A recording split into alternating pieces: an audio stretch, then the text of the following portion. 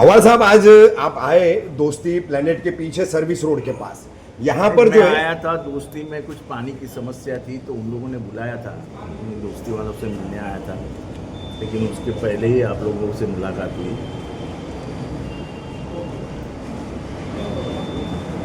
ये जो कार्रवाई चल रही है कल से, खुद मनपा आयुक्त सौरव राव आए थे कल, लीड कर रहे थे, और वो भी हाईकोर्ट के 12 जून के एक बहुत ही कड़क आदेश के बाद। यानी कि मैं अगर अपने शब्दों में कहूं तो हाईकोर्ट के उस आदेश ने ठाणे मनपा, उसके आयुक्त, इनके कपड़े उतार दिए हैं।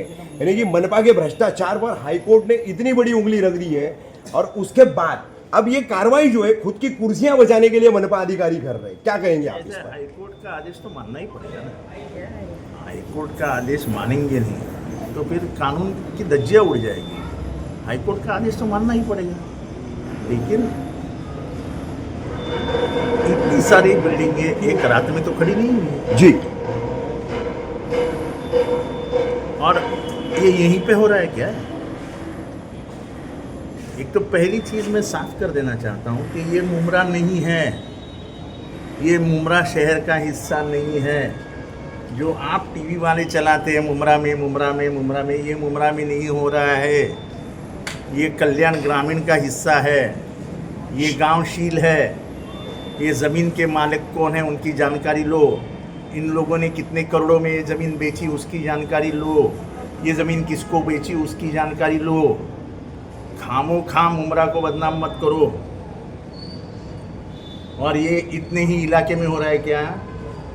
इसके इर्द गिर्द में 100-200 बिल्डिंग बन रही है, 100-200। जो हो रहा है गलत हो रहा है, बिल्कुल गलत हो रहा है, ये होना ही नहीं चाहिए था।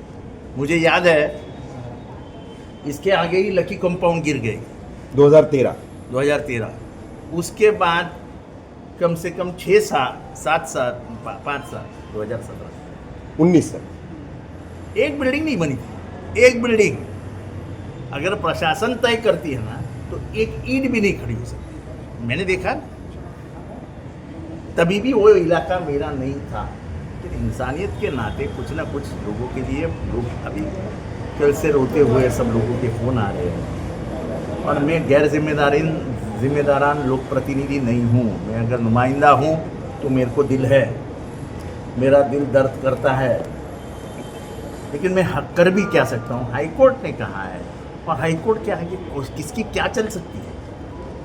लेकिन हमारे साहब, हाईकोर्ट ने कहीं ना कहीं ये भी तो देखना चाहिए ना कि इतने बड़े पैमाने पर भ्रष्टाचार होता है, तो स्लैब वाइज पैसे लिए जाते हैं, स्क्वायर फीट वाइज पैसे लिए जाते हैं, और जब अपनी बात आती है, अपना मामला आता है, तो अपनी कुर्सियां और अपनी चमड़ी बचाने के लिए कमिश्नर से लेकर एक क्लर्क तक का सारा अमला गरीबों को बेघर करने पे जुट जाता है। ऐसा है कि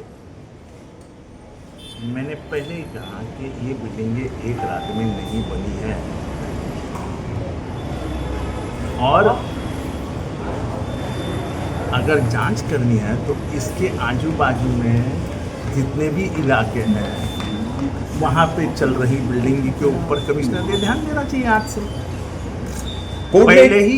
पहले ही प्लिंथ पे आप रोकोगे तो लोग घर नहीं करे देंगे।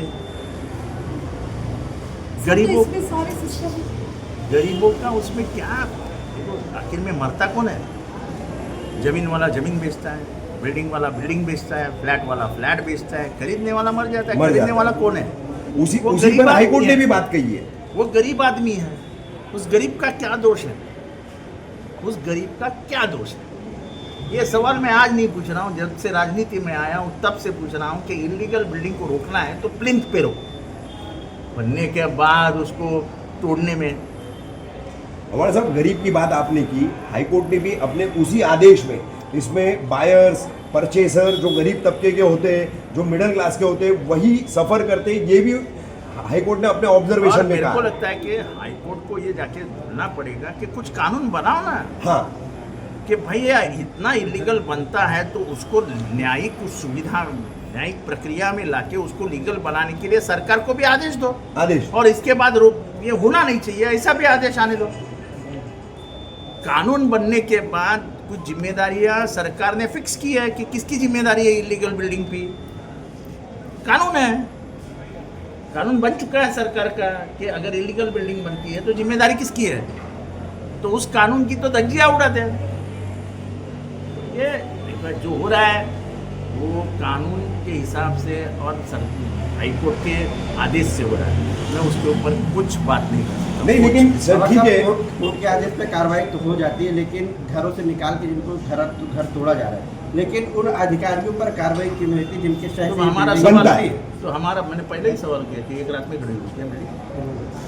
तो उन पर कार्रवाई कौन करेगा? कोर्ट तो फैसला दे देता है कि कार्रवाई करके वो- तोड़ दिया नहीं नहीं जाए। आप लेकिन मैं उन अधिकारियों अवाज का साहब क्या- अवाज साहब उसी हाईकोर्ट के आदेश के मेरे साथी पत्रकार जो कह रहे हैं उसी आप कानून के भी अच्छे जानकार हैं, ऑर्डर आपने पढ़ा है।